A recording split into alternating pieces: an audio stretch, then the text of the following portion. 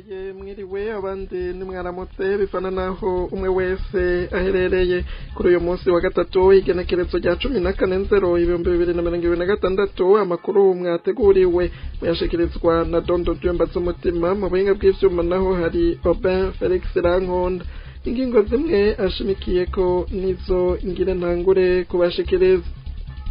Umushikiranganje mu vyajejwe harimwo amasoko ntanganguvu avuga ko umuyaga nkuba ugiye gushikanwa mu mazone yose.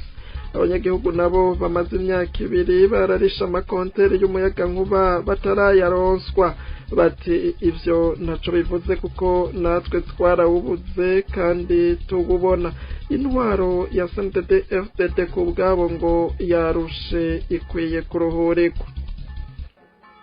Imyaka 2 yonyene niyo iheze umugambwe CNDD-FDD ubonye icokura abarundi mu bukene ngo ni ugutera amavoka n'ikawa, mu gihe uwo mugambwe umaze imyaka 20 irenga ku butegetsi.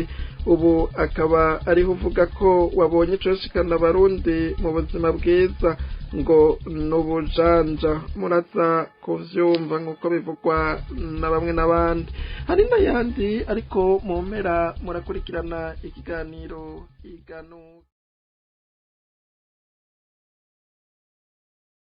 Ndasubiye kubaramutsa.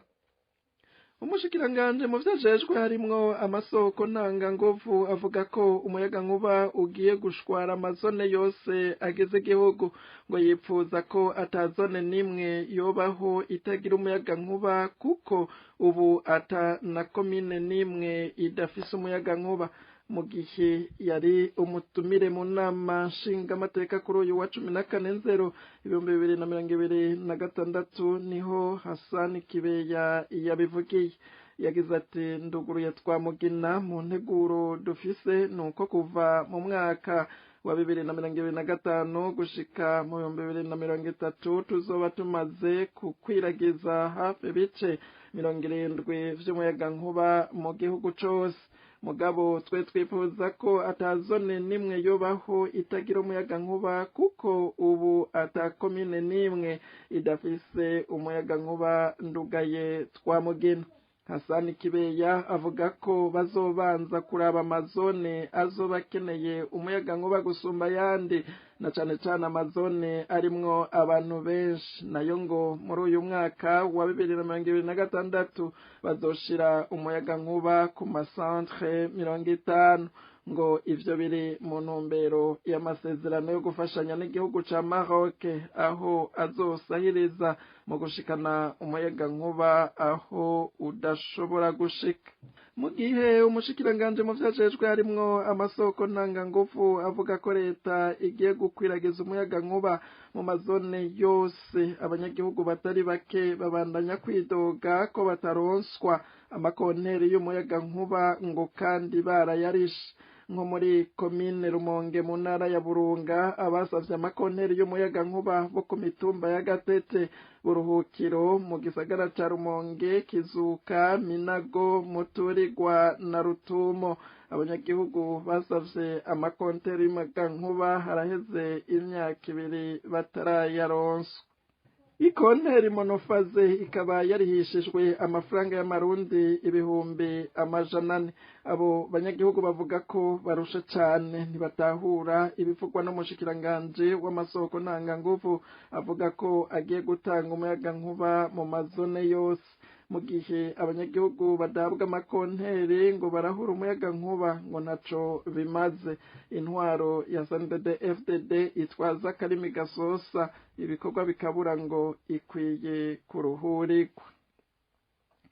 Imyaka 2 iraheze umugambwe CNDD-FDD uzanye imbono ituma abanyagihugu bose bamererwa neza, iyo nayo niyo gutera amavoka n'ikawa. Umunyamabanga mukuru w'umugambwe CNDD-FDD Reveriyano Ndikuriyo yabishikiririje ku mutumba Sampeke zone Bigina muri komine Makamba mu ntara ya Burunga, mu gihe yari yifadikanije n'abanyagihugu mu bikorwa rusangi vyo kubaka inzu z'uburaro n'ivuriro ku munsi wa 6 w'indwi iheze igenekerezo ry'10/2026. abatari bake bavuga ko iyo mvugo ya Ndikuriyo ariyo gusamaza abarundi ngo kuko umugambwe arongoye umaze imyaka irenga 20 ku butegetsi mu myaka 2 iheze ukaba ariho uvuga ko watanguye kuzana ivyiyumviro bizofasha abarundi kubaho neza ngo ni hamwe abategetsi bo muri CNDD-FDD batamaramara ngo nayo bundi bari kumaramazwa n'ubuzima bubi abanyagihugu babayemwo ku bw'intwaro ya CNDD-FDD itabashakira neza basaba abarundi bose guhaguruka bikure ko intwaro y'abajanja n'inkuru tubaza Ninete Nancy Mutoni. Mwijambo ryiwe Ndikuriyo arongoye umugambwe CNDD-FDD yavuze ko iterambere ry'intara ya Burunga rishoboka mu gihe indongozi zishize ku kivi abo zirongoye. Yamenyesheje ko imyaka 2 ari iheze umugambwe uri ku butegetsi CNDD-FDD wiyumviriye uko wahindura uko abanyagihugu babayeho.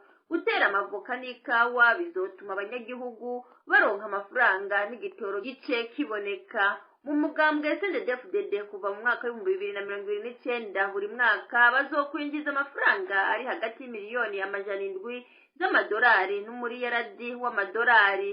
Ndikuriyo arerekana ko kuva ico gihe amafaranga y'umugambwe CNDD-FDD azoshobora gutunga Uburundi bwose agahindura n'ubuzima bw'abanyagihugu bukaba bwiza hakazoboneka n'yasigara. muri hariya butanyerera kenshi umuntu ari mu mugambwe itegeko ry'ibintu z'ukwezi kwa 4 mu 2024 hari umwaka 18 amezi 10 yakera twageze ku imyaka 2 twaravuze tuti kugira abanyagihugu bagende ngira babayeho reka turondere ibitego nyamukuru bashira imbere hamaze ubishoro nk'amahera tuvuga tuti koshita n'ibyo kuko unoza amahera yifasha kiboneka ko muri iyo maboka mu kamikawa mu muganga mu 2029 afite imyaka 3 ibiri yaheze turatwimbura twari twavuga muri iyo matoni umuriyandi w'ibiro tudandaje twarahoze turi miliyoni $720 z'amadolari gusa ku muriyandi w'amadolari. Ayo mahera wari ku kwezi ni $300 z'amadolari no ku $85. Igitoro ikene $20 z'amadolari ku kwezi. Imiti $5. Amase ayatushije hapo $1.5. None tera $20 $5. Neno ngatuze $3 usobwe $5 kora n'amahera sigara kandi uzonga shoba mbiza. Igari haro bito Ndikuriyo Reveriyano abandanya avuga ko kuva mu mwaka wa 2029 umugambwe CNDD-FDD wenyene uzoba winjiza imiliyaradi 50 ziva mu mavoka no mu ikawa. Ndabwije ukuri navuye muri komite nkuru itari 20 narisanze kugatanga ngera komine gusoni kwisigura ndagenda utanyerera yiheza ndamanuka n'ahandi aheza igihugu cyose utanyerera yonyene yasitera ibiti $5 n'amavoka intari mu myaka 5 mu 2029 utanyerera izoba yakwize kwa muri yo bavuga yonyene rero mu mugambwe mu mbono z'umugambwe CNDD mu 2029 mu 2030 tuzwa twinjiza $50 mu mugambwe CNDD ku mavoka y'umugambwe ari mu mazone ari mu ntara nayi makamba sinigwaje gutera turafise tuzatera ariya muri kubera Nyanza mu bandi baraguze muri iyi tuzatera ikawa n'amavoka mucamuzo tuzatera n'ibindi twarateye ibiti bisanzwe.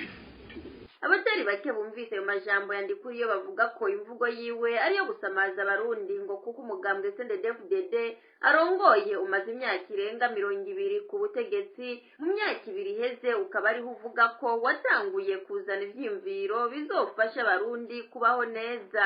Imbere yaho uwo mugambwe bakibaza aho waruri bagasanga indongozi zawo zizotinda zikavuga amanyanga yose zakoze ngo ni hamwe abategetsi bo muri CNDD-FDD batamaramara ngo nayo ubundi bari kumaramazwa n'ubuzima bubi abanyagihugu babayemwo kubw'intwari ya CNDD-FDD itabashakira neza.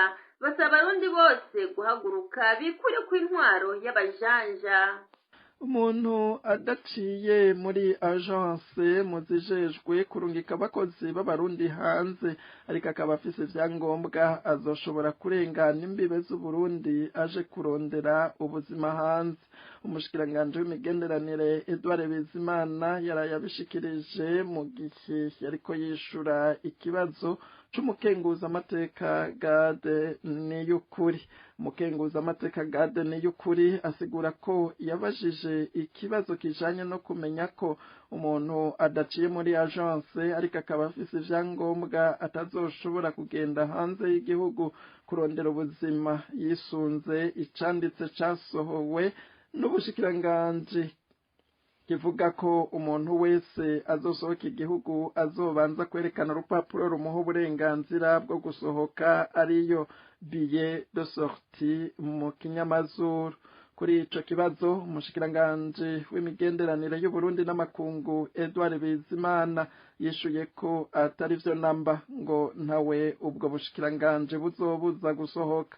Kimwe gusa leta ivuga yuko vyoba vyiza uwusohotse aciye mu nzira zizwi kugira niyagira ibibazo vyorohe kumufasha.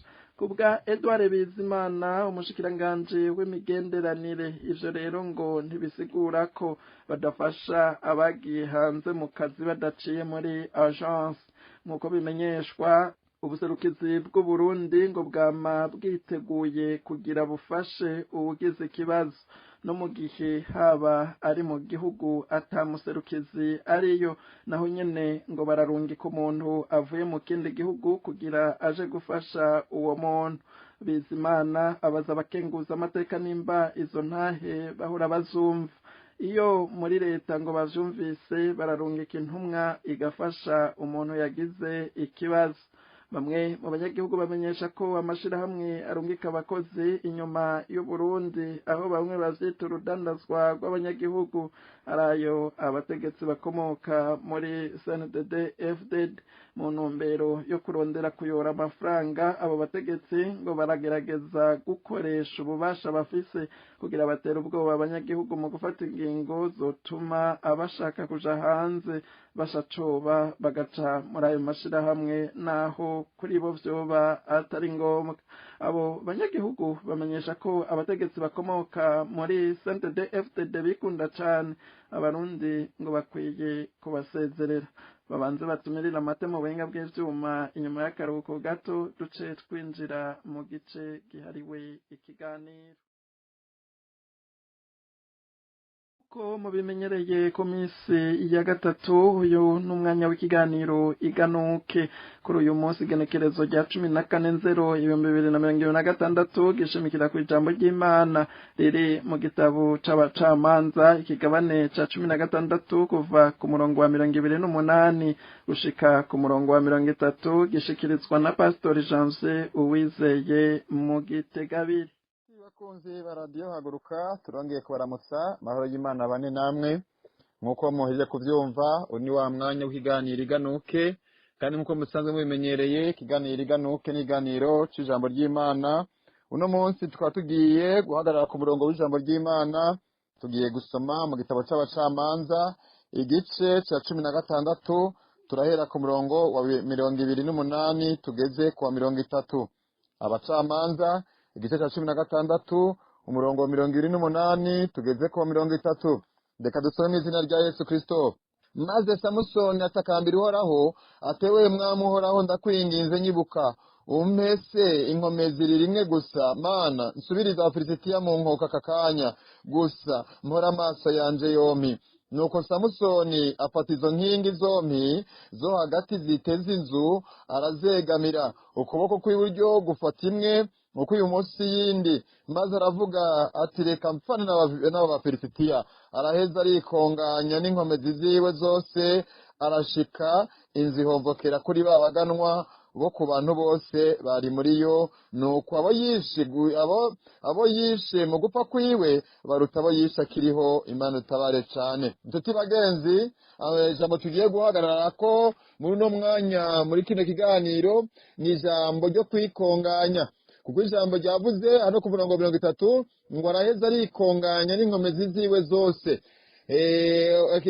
Inkuru dusomye, abenshi mu bamaze gusoma Bibiliya maze kumva amakuru witwa Samusoni. Imana itabaye cane.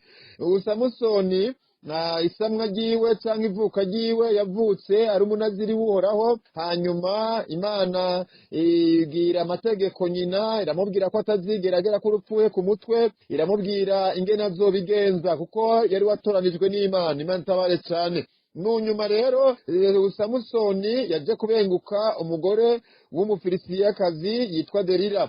Hanyuma barabana, ariko uwo Delila yari wo kumugambanira, yari uwo mbese yari ijisho ry'abiwabo cyangwa ijisho ry'abafilisitiya. Imana itabare cyane. Hanyuma nk'uko maze kubyumva ngo Delila yama abamubaza ati mbwira inkomezi zawe aho ziri, kuko Samusoni icyo yarajejwe kwari ukurinda igihugu c'Imana, kwari ukurinda ubwoko bw'Imana. Imana itabare cyane. Ariko rero aza kugwa mu mutego wa Delila.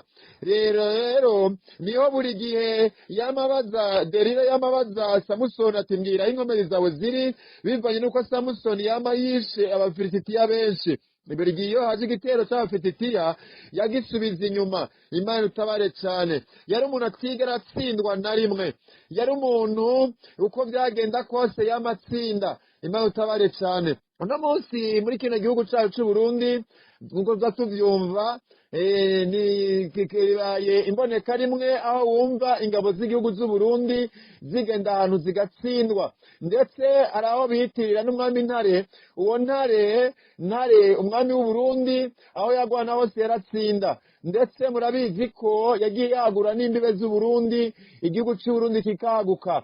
Kandi twagiye tugira n'ingabo z'igihugu kuva ku bami, ndetse n'ingabo za Mwezigisabo murazi ko zahanganye n'Abadage, hangana n'Ababirigi, kandi aho zagwana hose zatsinda. Imana itabare cyane.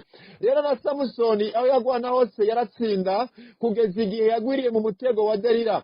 Uno munsi rero nagira iriganuke rishikire ku ngabo z'igihugu cy'u Burundi. Imana itabare cyane. Mbega ntabwo hoba harabayemo Delila wo kubagambanira? Mbega uno munsi vyoba bigenda gute ngo uno munsi igihugu gitsindwe, aho kigeze gitsindwe? Imana itabare cyane. Rero hari habayeho Delila w'intwaro mbi, Delila w'amacakubiri, Delila wo gucanishamo, kuko ico gihe ingabo z'u Burundi zagenda zisenyera ku mugozi umwe. Imana itabare cyane. Ariko uno munsi bagenda ku rugamba harimwo abitwa bene gihugu n'abitwa abanyagihugu. Bagenda ku rugamba harimwo abitirirwa ubwoko kanaka n'abitirirwa ubwoko kanaka. Bagenda ku rugamba hari abitwa aba ex-FAB n'abitwa bavuye mu mihari. Bagenda ku rugamba hari abaje bava mu muhari kanaka n'abaje bava mu wundi. Imana itabare cyane. Bagenda ku rugamba hari abashigikiye ubutegetsi n'abitwa ko batabushigikiye. Nico rero cyagituma ingabo z'u Burundi zitakaza ikibanza cyari gifise n'iteka zari zifise mu makungu. Imana itabare cyane. Samusoni rero aza guhura na Delila aramugambanira gushika havuga umukenyuro wotuma Samusoni afatwa.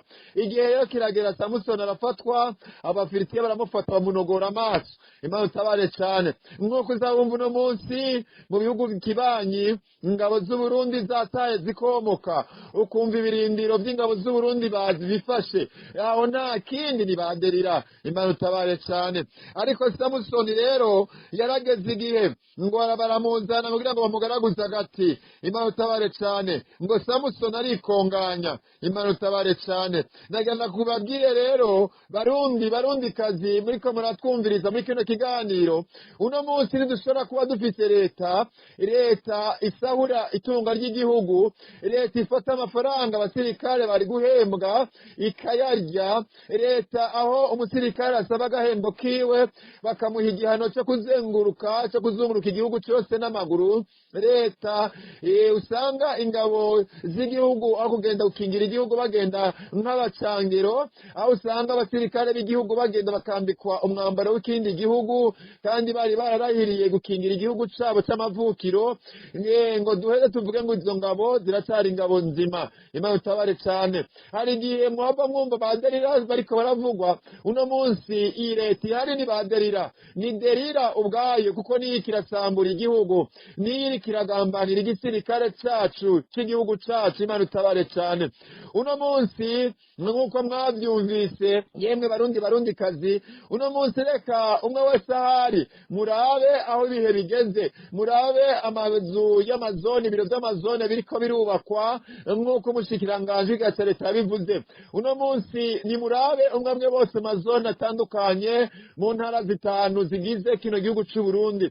Ni murabe ibiro byose bya zone byatwaye miliyoni zirenga 200. Namwe ni murabe izo miliyoni 200 koko murabona zihari, murabona ziriko, kandi mushobora kibaza ko ari byoroshe cyangwa ari bisanzwe. Mwibuke ko izo miliyoni 200 ziva mu makori muba mwatanze, kuko nimba mwari kuba mwaguze ikiro cy'isukari 3,000 muzokigura 5, kwanda yarenga ko niyo yari kugaruka ya makori n'amatagisi, nibyo niyagaruka, nibyo bita TVA, nibyo byari kugaruka bikubaka igihugu. No munsi ya mwumvise ni ifumbire ya fomi ingena amahera karanyuruzwa, ukumva ibihangange bikabyishyuza amafaranga y'ifumbire itatanzwe, nibitera soni. Baderira abo mwita ibihangange nibo baderira ko rasambura igihugu, ariko bagambanira igihugu.